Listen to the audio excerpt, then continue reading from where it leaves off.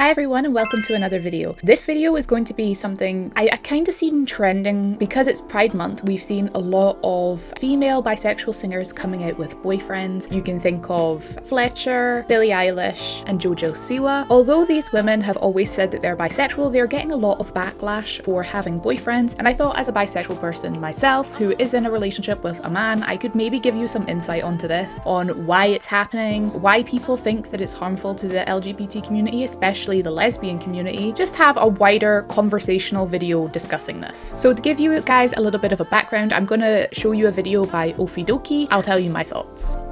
So I want to start with Fletcher. Fletcher is a queer artist who I've never paid much attention to in the past, and I'm unlikely to start now, if I'm being honest. I have a sudden protective bent toward her now because of some real bullshit I'm seeing her go through, but the music doesn't do much for me, and it didn't a few years ago when I heard Becky's So Hot for the first time. So I'm not entirely sure who Fletcher is, so I'm just going to give her a quick Google and we'll see. So I had a little look. She seems to be a singer that has more of an androgynous style, definitely gives more gay vibes. I haven't listened to any of her music, so I guess I can't really comment on that. Fletcher has always identified as queer. If Fletcher had previously identified as lesbian and that was changing, that would also be fine, but it feels important for me to point out that Fletcher, despite being treated as if she has abandoned the gay community, has actually not changed her label at all. So she made a point that I wanted to address. Fletcher has always identified as bi or queer, and if she was identifying as a lesbian, it would be fine for her to switch it. And I think that that is true with some nuance, and I think that two things can be correct at the same time. Just to give you a little bit of background, I am someone who initially did identify as a lesbian for a really long time. I didn't have attraction to men, and I found out later on in my journey I could be attracted to men if I have like a really close personal connection to them, then that can eventually develop. Initially, like, I don't have that spark with men, they're just not for me generally, right? Whereas women, it's very different. I can be very attracted to women. They're just different vibes.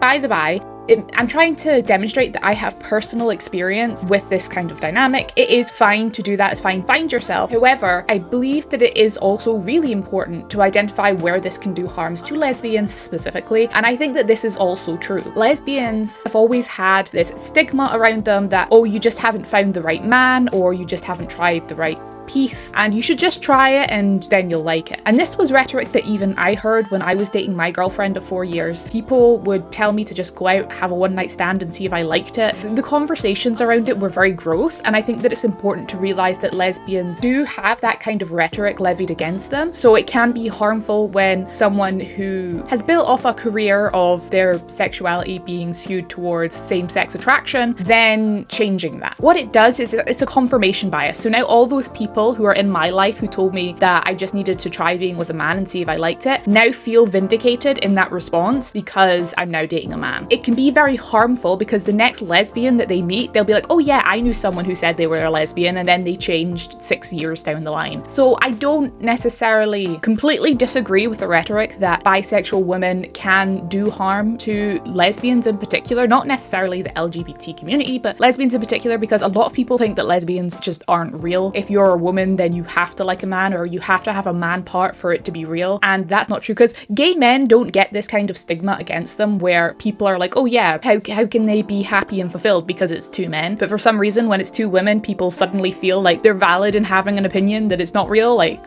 my point is that I understand where this is coming from. Fletcher's identification of her sexuality has not been particularly fluid. She was queer, and she still is queer, despite the fact that she released a song this month as the promo for a new album called Would You Still Love Me If You Knew Who I Really Was. This new song is called Boy, and it is about kissing a boy, and people are mad. People are mad about this to a degree that makes me feel like I'm losing my mind. The criticism takes a few different shapes. One, people who are accusing her of having built her brand on queerness and now abandoning it. People are now accusing Fletcher of having intentionally courted a lesbian audience who she is now cruelly dropping and abandoning. And I think that is also valid criticism. I think that she even said herself that her previous songs have all been about women. It's not necessarily that she was saying that she's a lesbian, but you've built off your entire career of how you love women, and now you're dating a man, and you've never had any songs about dating a man.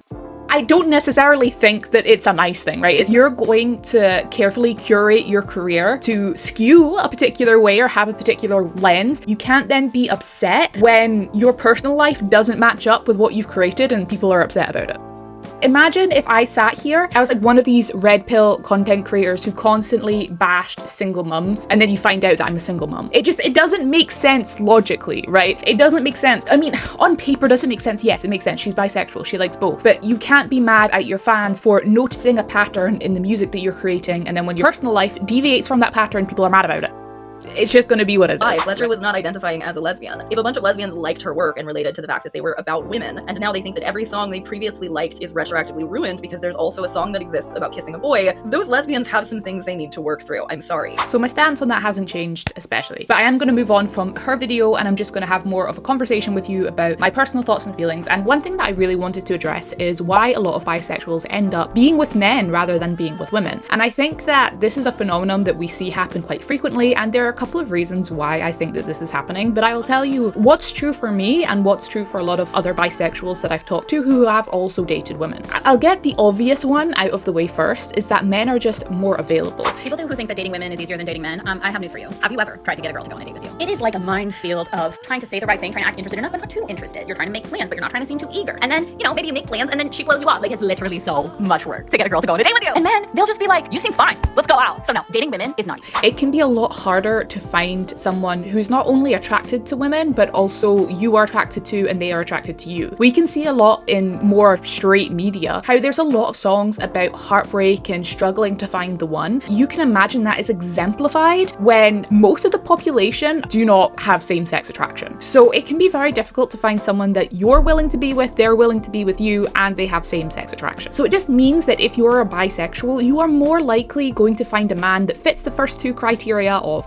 attracted to you, you're attracted to them, than someone who is same-sex attracted. That's just an obvious one. But the second thing is something that I don't think that is talked about enough, and I'm going to break it down for you, and you can hate me for this, but I know this to be true for me and others, like I said. And that is, there is a very different dynamic from when you are dating a man to a woman. Obvious, right? There are certain bisexuals who find it more comfortable to be in a man-woman dynamic than a male-female dynamic, and you can even find videos of bisexuals on the internet being like, wow, these women want me to treat them like I'm the man in the relationship. Just like all about bi baddies, I'm going to hold your hand when I say this. It is not rational for you to date a mask-presenting or stud woman, but expect for her to be a man. There are a lot of women who have expectations of a relationship or were socialized in a certain way, so when they're same-sex attracted, those don't necessarily change, even though the person that they're dating isn't a man. So a lot of bisexuals feel a lot more comfortable in a man-woman relationship. The rules are more laid out for you. People know what to expect when they're getting into a relationship, whereas when you get into a same-sex relationship, the rules aren't really as clear. You know, who pulls out the chair, who opens the car door. There are little nuances there, and for the most part it tends to be that both parties find their own flow. They discuss and communicate what they like in a relationship, what they don't like in a relationship. Another big component of this as well is when we talk about same-sex attraction, there tends to be different aesthetics that are in the LGBT community, such as androgynous, butch, and femme. Now those are the big three. Just because you are lesbian doesn't necessarily mean that you will be attracted to androgynous or butch lesbians, just like you might not be attracted to femme lesbians or any different combination of things. So just because you find someone who is same-sex attracted doesn't necessarily mean that you will be attracted to them. And another component of this as well is that when you are in a same-sex relationship, it can be very uncomfortable going out in the world, just living your life, right? I've definitely had my share of, and I will say this hasn't happened very often, but it has happened when me and my girlfriend were holding hands and someone just like shouts a comment at you, or you get a lot of stares. When you are in restaurants, you get a lot of stares and people trying to figure out if you're actually together or not. So there's a big component of spotlight and uncomfortableness when you are in a same-sex relationship. A lot of that can be alleviated by just not being in a same-sex relationship. So bisexuals tend to skew towards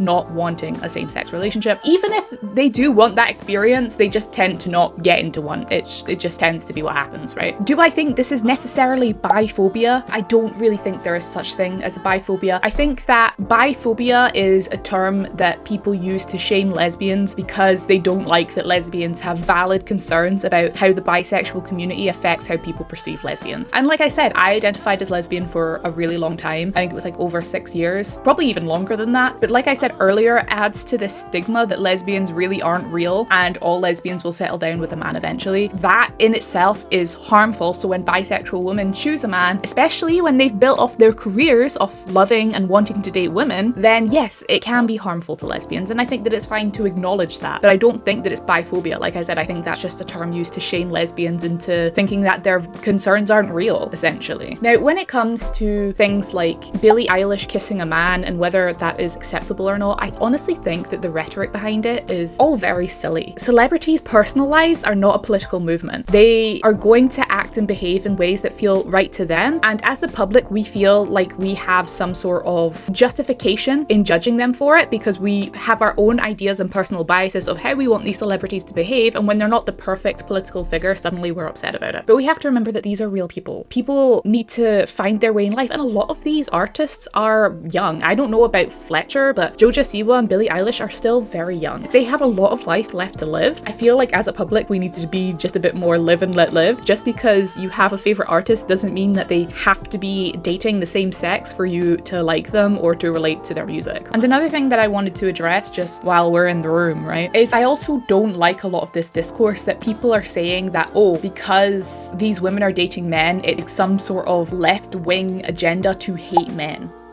I think I went over this, but their personal lives are not a political movement, they're not a political statement. Just because the public is outraged that they are dating a man, these are celebrities who have done a lot of teasing and queer baiting in their past. Like Billie Eilish has said how she loves women, they produce songs about loving women and dating women, and then they date men. And I think that the criticism against that is valid, but it's also like we have to keep the two things in balance. Yeah, I think that is most of my thoughts on the topic. I'm trying to think off the top of my head whether there's anything else. Hi, sorry to intrude, but there was one more thing that I wanted to add before I finish out this video. It's going to be a bit more of a controversial one, but I feel like this is one where if you know, you know. If you're a lesbian and you know what I'm talking about, then let me know down below because I already know that I'm going to get hate for this. But there's a lot of women who say that they're bisexual, but in reality they're just bicurious. So they wear the bisexual label and they never actually engage with women at all. And even if you talk to some of them, they're like, oh yes, I love women. I think women are beautiful and I kiss my friends, but I would never actually date a woman or be in a woman's bed. And there's a lot of this going around. I think that it's become very popular and trendy to be bisexual, and I think that women tend to be a bit more liberal with their sexuality anyway, at least in terms of the way that they express it. But there's a massive difference between women who will literally kiss their friends on the weekends to like kissing a random girl that you don't know that you think's hot. Like a lot of these women don't do that, and even if they do that, they say themselves that they would never actually like go home with that woman, and a lot of times they do it for the male gaze. It's kind of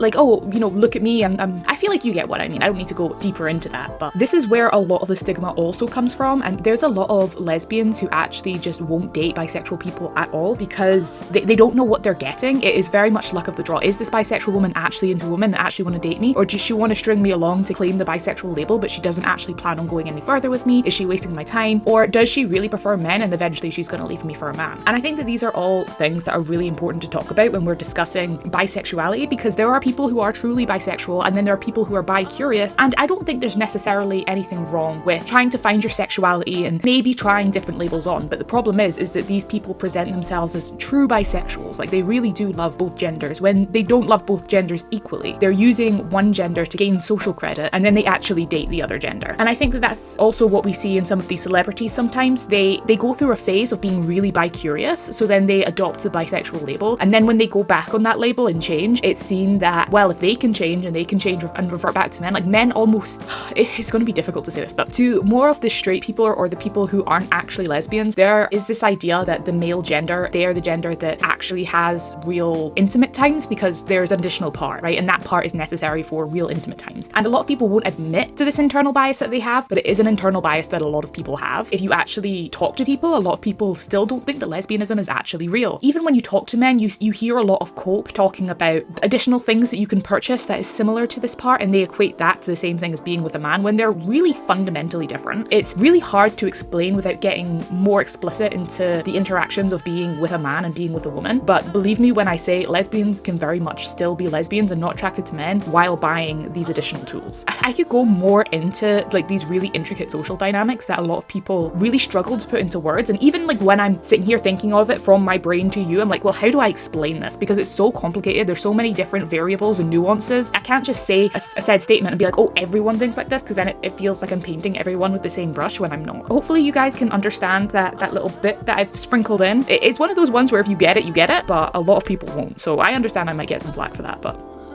but I think that people really don't understand a lot of the criticisms that lesbians have to go through, especially just dealing with people on a day-to-day. And there's a lot of weirdness around being a lesbian. If we're being very honest, there's a lot of weirdness about being a lesbian. Even when I used to talk to straight women, they used to get very strange when I would say that I was a lesbian. Suddenly they would have a lot of sexual talk. They would just be very sexually explicit to me in like a girl talk way, but it was very clearly trying to ping on some sort of string, and it's just, there's a lot of weirdness around being lesbian from both men and women. It's very much fetishized, and I don't necessarily have a problem with lesbians hating that, because lesbians, for the most part, just want to be left alone. They just want to be left alone. So yeah, that's my thoughts. I hope you enjoyed this little conversation piece. If you do want me to do more, I guess, conversational, cultural moments, pieces, then let me know. If you like this video, like, comment, subscribe. I put out videos on Wednesdays, and I will see you guys next time.